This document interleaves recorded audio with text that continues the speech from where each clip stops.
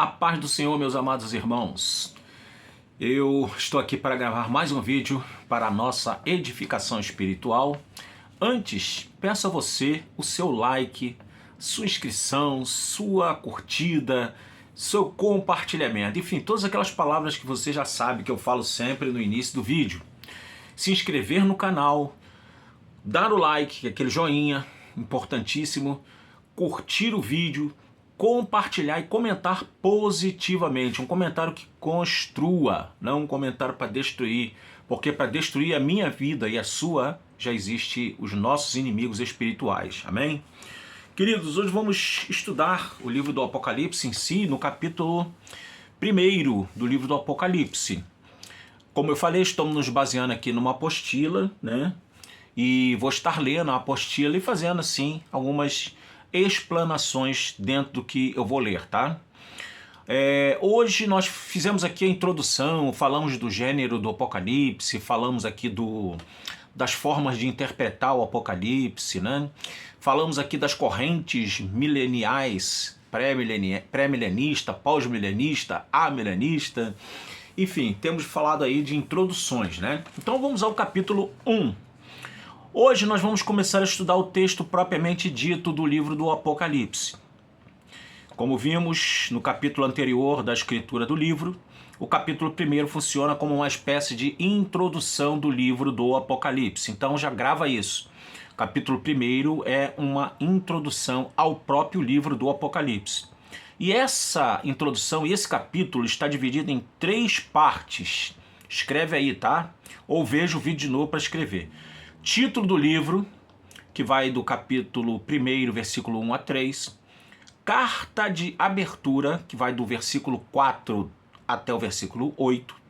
E a vocação do profeta, ou seja, vai do versículo 9 até o 20. Então vamos lá. Bem objetivamente, para o vídeo não ficar muito longo, tá? Título do livro, capítulo 1, versículo de 1 a 3. Já falamos que o nome revelação de Jesus Cristo, né, essa palavra revelação vem do grego apocalipsis, que quer dizer revelação de algo que estava oculto, mas que foi revelado.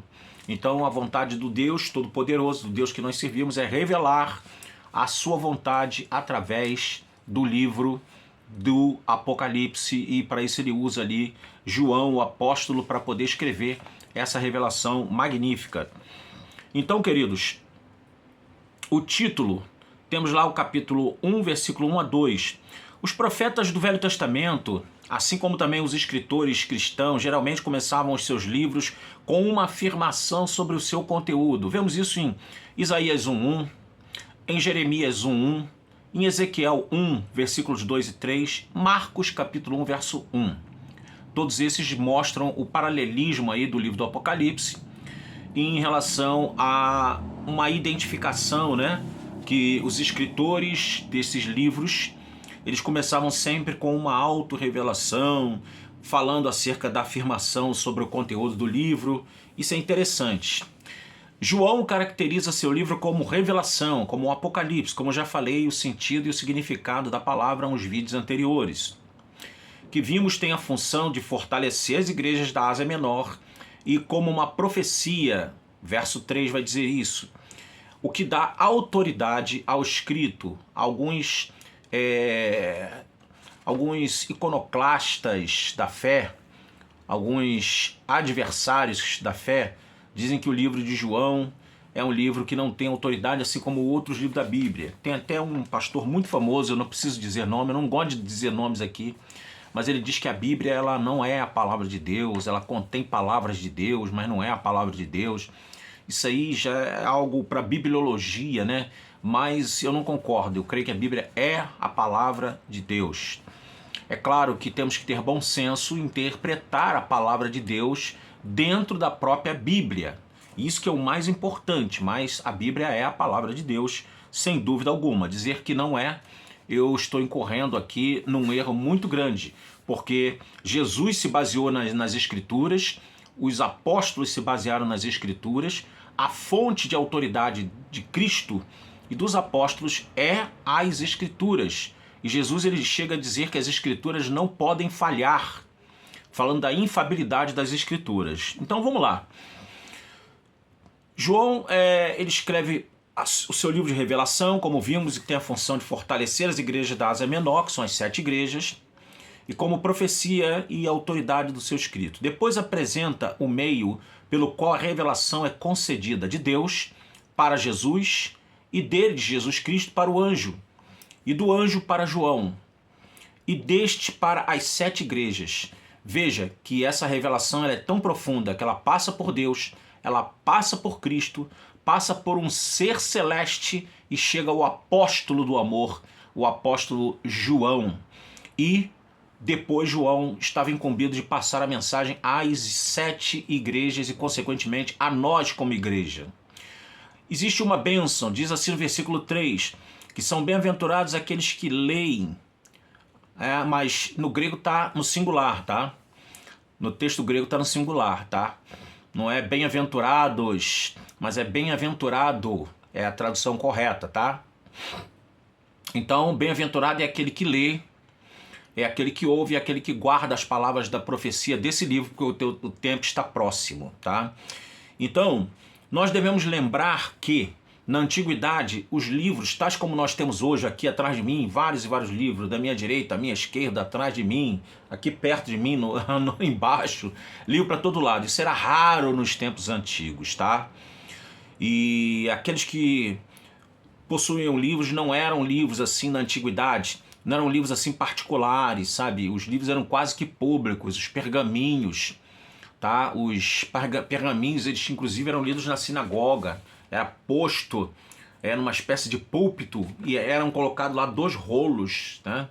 Um de um lado e do outro, e aquilo ali ia abrindo o pergaminho, né? Tinha uma espécie de rolete de madeira e ia lendo-se ali a palavra de Deus, ok, queridos? Como vimos, né?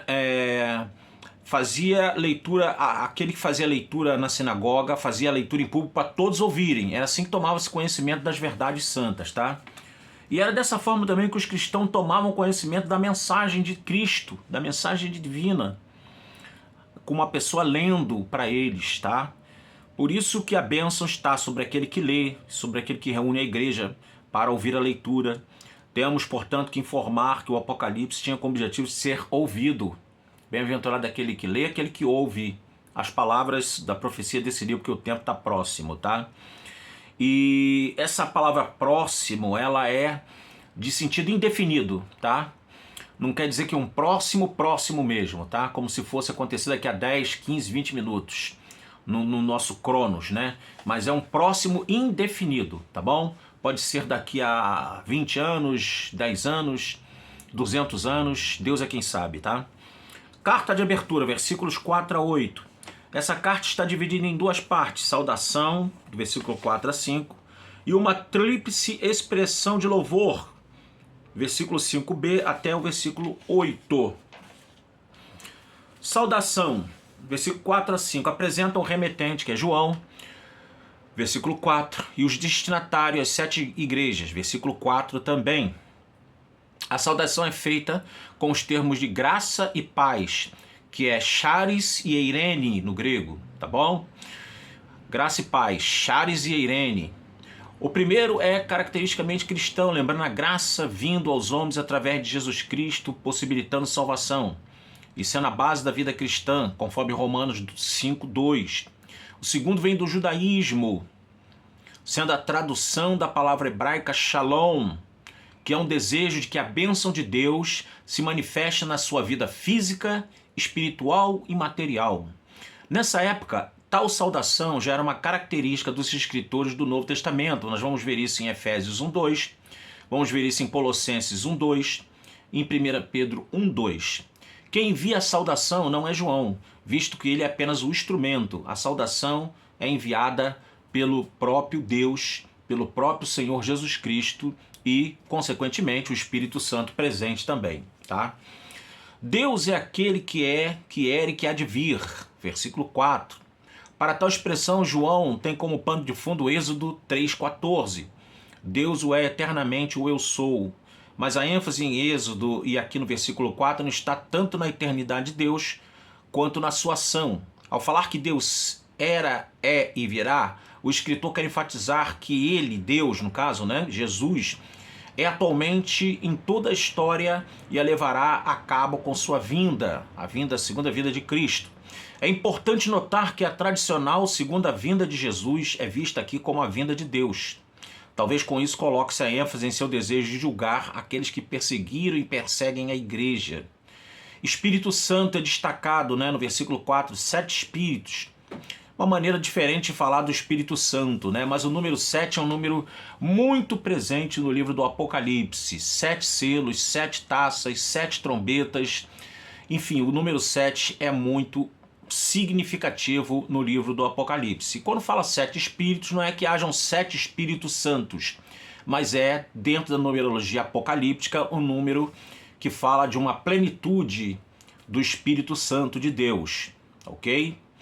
Jesus Cristo, ele é, versículo 5, os qualificativos que aparecem para Jesus são importantes para os ouvintes. Fiel testemunha, apresenta Jesus como companheiro daqueles que estavam morrendo por causa do testemunho do seu nome.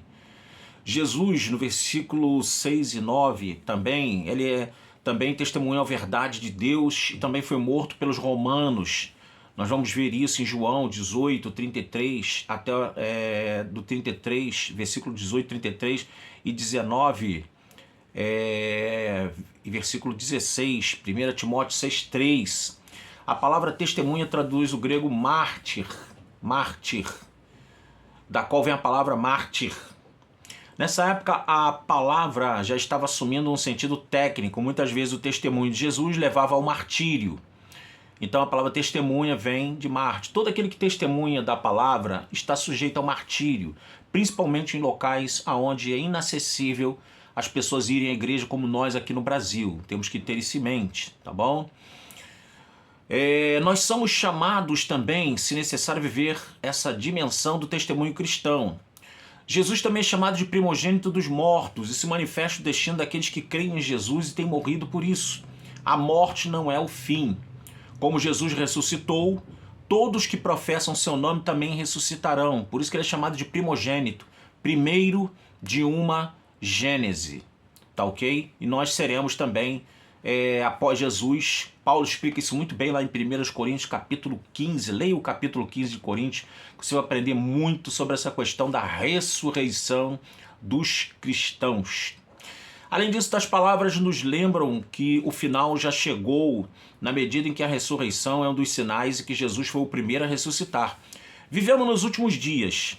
Jesus também é chamado de soberano dos reis da terra. Isso serve para mostrar quem realmente manda no mundo. Não é Satanás, não é nenhum poder maligno, demoníaco, ainda que esteja sob a influência dos tais. O mundo está sob a influência do maligno, né? Jaz no maligno, mas isso não quer dizer que o maligno é dono do mundo. A Bíblia diz que do Senhor é a terra e a sua plenitude, o mundo e os que nele habitam. Então o mundo pertence a Deus, tudo pertence a Deus, o diabo não é dono de nada, nem da chave de onde ele ficará encerrado pelos séculos dos séculos, que é o Guiena, né? Então, vivemos nos últimos dias. Então o dono do mundo não era o Império Romano, não são os Estados Unidos, nem é o FMI. Jesus sim é o soberano, é o Senhor dos senhores, o qual nós servimos. Tríplice expressão de louvor. Capítulo 1, versículos 5 a 8. É composto por uma doxologia, que está no 5, 6 a 6, uma profecia, versículo 7, e uma autoproclamação da parte de Deus, versículo 8. Doxologia, versículos 5 e 6. Jesus é louvado pelos seus poderosos atos de salvação. Lembra que Jesus agiu porque nos ama e não porque fôssemos merecedores da sua graça. Não merecemos nada. A graça de Cristo é que nos faz ser quem somos. Grava bem isso, tá? O escritor afirma que Jesus perdoou nossos pecados e que se não fosse isso seríamos tão ruins quanto aqueles romanos que estavam começando a perseguir e matar cristãos. E apresenta nossa posição como salvos, componentes de um reino singular, onde só poderá haver um único rei, Jesus, sendo todos os outros servos. Somos sacerdotes, aí está em plural, com responsabilidade de ministrar em favor dos homens a este mundo. Porque o sacerdote, a tarefa maior do sacerdote é ministração. E nós somos sacerdotes no sentido de ministrarmos as coisas do Evangelho aos homens desta terra. Amém, queridos? As últimas palavras da doxologia são de louvor, terminando com um amém que deve ser declarado por todos como um sinal de concordância. Glória a Deus. Então, estamos aqui correndo para podermos dar uma dinâmica para o vídeo não ficar tão longo. Por isso que eu estou explicando pouco, tá? Muito bem. A vocação do profeta. Neste ponto, temos o chamado, tá no versículo 9 ao 20, tá? Nesse ponto, temos o chamado da parte de Deus para João. Divide-se em 4 itens. Contexto de João, audição, versículo 10 e 11, visão, versículo 12 a 16 e comissão, versículo 7 a 20. O contexto de João. João não é apenas um profeta, ele é também um sofredor por causa do testemunho. Ele não é somente um profeta, mas é também um homem que estava sob sofrimento por causa da palavra. E é também um irmão e companheiro nosso na nossa tribulação. É por isso que ele está em Patmos, uma ilha portuária de Éfeso, possivelmente cumprindo pena de banimento, com certeza, né? Audição. João ouve uma grande voz. A voz da parte do Senhor é uma característica do chamado profético. Vemos isso em Jeremias 1, 4 a 5, Ezequiel 1, 2 e 3. Deus interfere na vida de João, mandando-o, após registrar por escrito o conteúdo da visão, enviá-lo às 7 igrejas. Visão. Após a audição vem a visão. Ele vê 7 candeeiros de ouro, que representa as 7 igrejas, versículo 20 vai explicar isso.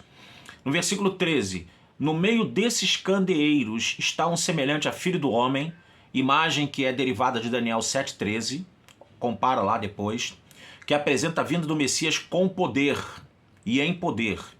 As vestes talares, que é o manto comprido, são roupas que caracterizam Jesus como nosso sacerdote. Veja e compare Ezequiel capítulo 28, verso 4.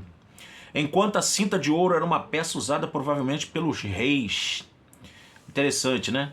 Aqui temos combinados aspectos messiânico, sacerdotal e real de Jesus Cristo. Veja como é significativa essa passagem. Versículo 14. A cabelo e cabelos brancos como a lã, símbolos da eternidade de Jesus. Compare com Daniel 7,9, onde Deus é apresentado como um ancião que tem os cabelos brancos. Cristo, então, paralelamente é apresentado da mesma forma como lá em Daniel. Quer dizer, como ancião, ele é o mais velho de todos, é eterno. Os olhos como chama de fogo lembram a aparência do anjo lá em Daniel 10,6, que fala bem semelhantemente, né? Quer dizer que como ancião ele é o mais velho, e esse versículo também de 10,6 apresenta Jesus como eterno, mas que se comunica com os homens. Há em Cristo a vocação de ser a palavra viva que se comunica com os homens. Deus se comunicou conosco através da palavra do verbo que é Jesus. Os pés semelhantes a bronze polido e a voz como de muitas águas estão presentes também em Daniel 10,6, que fala do aparecimento do anjo a Daniel. Temos aqui a ênfase em Jesus como comunicador às igrejas, o seu poder, a sua glória e a sua majestade.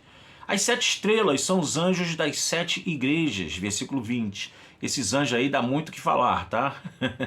Uns dizem que são anjos literais, outros dizem que ali é uma figuração de um poder espiritual presente na igreja, outros falam que é o pastor da igreja, o anjo da igreja, tá?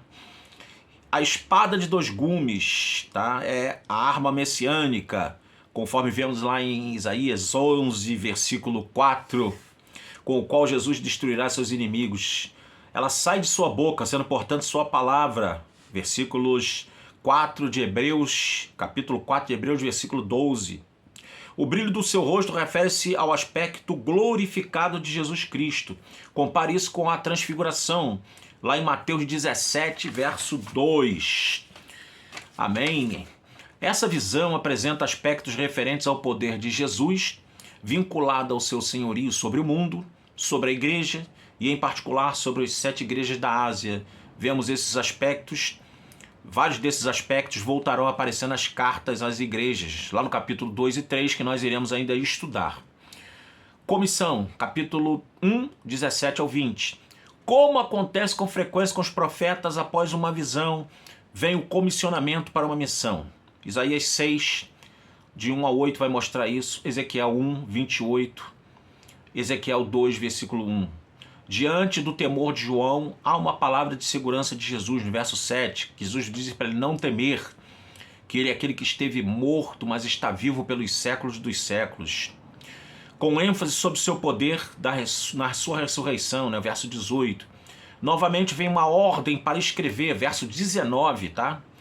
Essa ordem já apareceu na audição, no verso 11, mas não havia nada para ser escrito ali. Agora não. João teve uma visão e ela continuará.